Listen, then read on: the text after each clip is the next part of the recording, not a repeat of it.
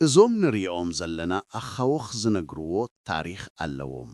ኣብ ግማግም ባሕሪ እታ ጽቡቕቲ ደሴት ግሪክ ፓሮስ ኮይኖም ሰላማዋን ኣኻውኽ ይመስል። ልክዕ ከም ብዙሓት ገማግም ባሕሪ ግን ምስ ቀረብካዮም ሓደገኛ ክኾኑ ይኽእሉ። እዚ ኣብ 2000 ምዕረት ሓንቲ ዓባይ መርከብ ብኣውቶፓይለት ተዘዊራ ኣብ ዘፍርሕ ዝመስል ኣኻውኽ ዝሰጠመት ታሪኽ እዩ። ሎሚ ብዛዕባ እታ ኤምኤስ ኤክስፕረስ ሳሚናን እቶም ናብ መወዳእታ ማዕረፎዋ ዝኣብዝሕዋ ተኸታታላይ ፍጻማታትን ክንርኢ ኢና። እቲ ሓደጋ ወይ ግጭት ክኸውን ዘይግብኦ ስለ ዝነበረ ብዙሓት ሰባት ርእሶም ክሓክኩ ዝገበረ ነይሩ። ናብ ካልእ መገዲኣ ክትከይድ ዝነበረት እሞ እቲ ግጭት ከመይ ኣጋጢሙ እንተተፈጢሮምን ክትጥሕል ዘይግባእ ነይሩ። ግን ከመይ ኢሉ ከም ዝኾይኑ ሕጂ ክንርእዮ ኢና። ነዚ ቻናልና እናቐርቦ ቪድዮታትን ተፈቲኹሞ ላይክን ሰብስክራይብ ብምግባር ኣተባብዑና። ከምኡውን ክቐርብ ትድለይዎ ነገራት ወይ ርየቶታት ኣብ ኮመንት ብምስሓፍ ክትሓብሩና ትኽእሉ ኢኹም። እቲ ታሪኽ እዛ ኤምኤስ ኤክስፕረስ ሰሚና እዚኣ ሓንቲ ዓባይ መርከብ እያ ነይራ።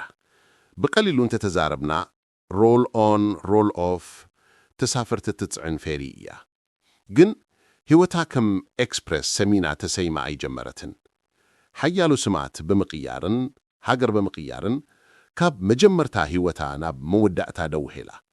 ፈለማ ከም ኤምኤስ ኮርስ ብፈረንሳዊ ባንዴራ ክትሰርሕ ጀሚራ። ኣብ ሻንቴርስ ለኣትላንቲክ ሴንት ናዜር ፈረንሳ ንሓንቲ ሲጂቲ ዝተባሃለት ኮምፓኒ ተሰርሓ። ዝቐዳማይ ምዕራፍ ካብ ምስራሓ ኣብ 3666 ክሳብ 382 ንሰለስተ ፈረንሳውያን ኦፐሬተራት ኮምፓኒ ጄኔራል ትራንስኣትላንቲክ፣ ኮምፓኒ ጄኔራል ትራንስሜዲተራንያን፣ ሶሳይቴን ናሽናል ማሪቲም ኮርስ ሜዲተራኒ ክትኸይድ ጸኒኻ። ኣብ 1982 ናብ ኤምኤስ ጎልደን ቨርጂና ብቕጽጽር ናይ ስታቢሊቲ ማሪታይም ኩባንያ ንቐዳማይ ግዜ ስማ ክትቀይር እያ። እዚ ስም ምቕያርን ኩባንያ ምቕያርን ድማ ምስቲ ናብ ግሪክ ዝነበረ ባንዴራ ምቕያን ምትእስሳር ነበሩ። ድሕሪ 6 ዓመት ኣብ 1988 ንኣጋፒቶስ ኣሕዋት እንደገና ተሸይጣ። ኣብ ባሕሪ ኤጅያን ናብ ኣገልግሎት ኣትያ። እቲ ናይ መወዳእታ ሽያጥን ስምን ምቕያርን ኣብ 1999 ምስቲ ሚኖን ፍላይንግ ዶልፊንስ ዝተባህለ ኩባንያ ሓንቲ ግሪካዊት መርከብ ፌሪ ኩባንያ ናይ ባዕላ ምስ ተወሰነ እዩ ዝተፈጸመ። ስማ ናብቲ ናይ መወዳእታ ኤምኤስ ኤክስፕረስ ሳሚና ተቐይራ። እንደገና ኣብ ከባቢ ባሕሪ ኤጅያን ክትከይድ ተነጊርዋ። ንብቲ ዓደጋ ግዜ ታሪኽና ኣዚና ቀሪብና ኢና። ግን ቅድሚኡ ብዛዕባ ኣገዳሲ ሓበሬታ መርከብ ክንዛረብ የድሊ። ንውሕታ 115 ሜትሮን ስፍሓታ 18 ሜትሮን ስፍሓት ኣቂዑ 4 ሜትሮን ነይራ። እሞቶም ኢምፔርያል ኣሓዱታት ኣብዚ ስክሪን ተዘርዚሮም ኣለዉ። እቲ ክልተ ሞቶራታታ 4455 ክብደት ብድምሮ ናብ ላዕሊ ወይ ፍጥነት 21 ኖት ወይ 39 ኪሎ ሜትሮ ወይ 24 ማይልስ ኣብ ሰዓት የምርሑ ነይሮም። 105 ተሰፋሪ ከምኡውን ክሳብ 170 ተሽከርከርቲ ክትስዕን ትኽእል ነይራ እሞ እዚ ኩሉ ኣብ 11 ድርቢታት ተዳልዩ ነይሩ። ሰፍታሕቲ ስታቢላይዘር ከምኡውን ኣውቶፓይሎት ሲስተም ዝገጠማ ነይራ። እዚ ድማ ነታ መርከብ ንትወሰኸ መገዲ ወይ ኣንፊ ብዘይ ሰብዓዊ ጣልያ ምእትእታት ክትከይድ ይሕግዛ ነይሩ። ከምኡ እኳ እንተኾይኑ እቲ ሲስተም ኩሉ ግዜ ብቐጻሊ ክትከታተሎ ይሓቲ። እቲ ህሊና ብትራንስቨርስ ባልክሄድ ናብ 12 ማይ ዘይሕልፍ ክፍሊታት ተኸፊሉ ኮይኑ 11 ዝጉጸሩ ማይ ዘይሕልፍ ማዕጾታት እውን ነይረማ። ከም መርከብ ተረሳዒት ነይራ። በቲ ግዜኣ ዝነበረ ደረጃታት ተሰሪሓ ኣብ መወዳእታ 99 ናይ 35 ዓመት ዕድሚያ ስለ ዝበጽሓት ኣረጊት ኮይና ነይራ። እቲ ፍልይቲ ዝገበራ ኽብሪ ኣብ ህለት 16 ምሸት መስከረም 2000 ክውዳእ እዩ። ሕጂ ናብቲ ቐጻሊ ክፋል ናይ ቪድዮና እቲ ሓደጋ ንብገስ። ኣብ መሸት ዕለት 26 መስከረም 2000 ኣስተኣት ሰዓት 5:40 እዩ እሞ እታ ኤምኤስ ኤክስፕረስ ሰሚና ካብ ወደብ ፔሪየስ ግሪክ ክትብገስ እያ።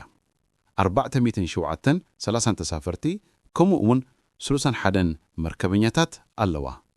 ብተወሳኺ ድማ 17 መኪናት ጽዕነት 34 መኪናት ኣለዋ። ናብታ ደሴት ፓሮስ ክትከይዳ እሞ እዚ ድማ ኣብቶም ዝጠቐሱ ፓሮስ፣ ናክሶስ፣ ኢኩራስ፣ ሳሞስ፣ ፓትሞስ ን ሊፕሲን ማዕረፎ ዘለዎ ሞላላ ጉዕዞ እዩ። እቲ ናብቲ ወደ ፓሮስ ክትበጽሓሉ ዝግመት ግዜ ኣስተኣት ሰዓት 10:18 ደቂቓ እንድሕር ምሸት እዩ። ግን እዚ ክኸውን ኣይኮነነን። ኣስተኣት ሰዓት 8 እታ መርከብ ንረስት ጸፍሪ ሴፋሎስ ናይ ደሴት ኪፍኖስ ሓልፋ እያ። ቪዚቢሊቲ በቲ ግዜቱ ኣስተኣት 7 ናብ 10 ኖቲካል ማይልስ ነይሩ። እታ መርከብ ኣብ ባህሪ ደርጓዕጉዕ ንምክልኻል እቶም መርከበኛታት ንስታብላይዘር ፊን ደፊሖሞ፣ ግን ንሳቶም ከይፈለጡ እቲ ናይ ስታርቦርድ ስታብላይዘር ጥራዩ ተከፊቱ። ኣብቲ ተመሳሳሊ ግዜ እታ መርከብ ናብ ኣውቶፓይለት ኣትውያ እሞ በዚ ዝተተነበደ መገዲ ድማ ብሓጎስ ክትከየድ ነይራ። ግን እቲ ናይ ስታርቦርድ ስታብላይዘር ጥራዩ ስለ ዝተከፊቱ ናብ ስታርቦርድ ናብ ካልእ መገዲ ትሰሓብ ነይራ። እዚ ድማ ኣብቲ ድልደት ብኣባላት መርከበኛታት ክረኣዩ ስለ ዝነበሮ ዓብይ ችግር ክኸውን ኣይግብኦን ነይሩ። ግን ኩሉ ሰብ ወፅዩ እታ መርከብ ነብዚ እናኸይደት ነይራ። እዚ ድማ ኣይዘለቲ ትበል ደሰይትና እሞ ካብቲ መእተዊና ወደ ፓሮስ ኣስተኣት 3 ኖቲካል ማይልስ ርሑቕ እዩ። ኣስተኣት ሰዓት 10:10 ደቂቓን ሓደ ኣባል መርከበኛ ነቲ ናብ ኤምኤስ ኤክስፕረስ ሰሚና ዝነበረ መገዲ መርሚሩ እሞ ናብ ኣዝዩ ሕማቕ ማዕረፊ ኢና ኸይዱ ከም ዝነበር ተገንዚቡ። መገዲ ንምቕያር ፈተኑ። ግን በዚ ግዜቲ ኦሮማያ ሰዓት 10:12 ደቂቓን እታ መርከብ ንሪፍ ፖርትስ ኣይዝለትስ ብየማናዊ ሸንሃ ተጋጭያ። እቲ ግጭት 3 ቀዳዳት ኣብታ መርከብ ኣብ ልዕሊ ማይን ታሕቲ ማይን ኣሳዒቡ ነራ። እቲ ዝዓበየ ቀዳድ 7 ሜትራን ንውሓት ኣብ ልዕሊ ማይ ነይሩ። እቲ ግጭት ድማ ንስታርቦርድ ስታብላይዘራ ዓብዪ ጉድዓታት ሳዒቡሉ ካብታ መርከብ ከም ዝተንጠልጠለ ገይርዎ።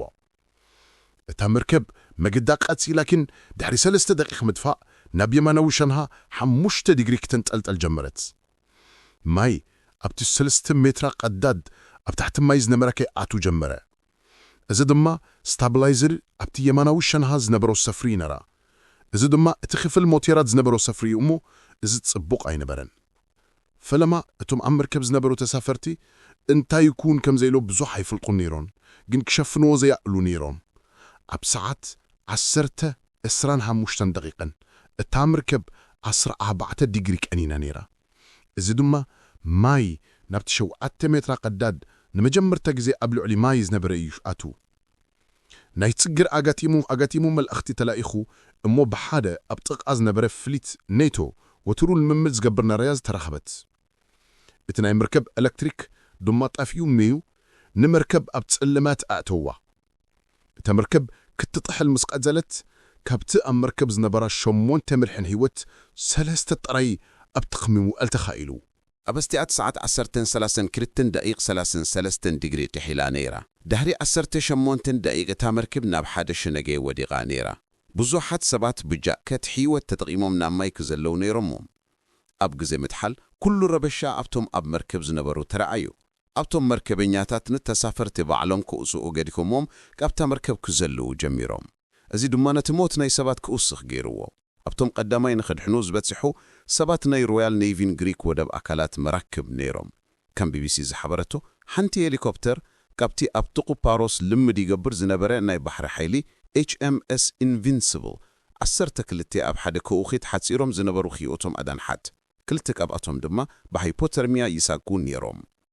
HMS ሊቨርፑል፣ HMS ከምበርላንድ ና RFF ፎርት ጆርጅ ድማ ምስ ግሪክ ሰራዊት ተሓባቢኾም።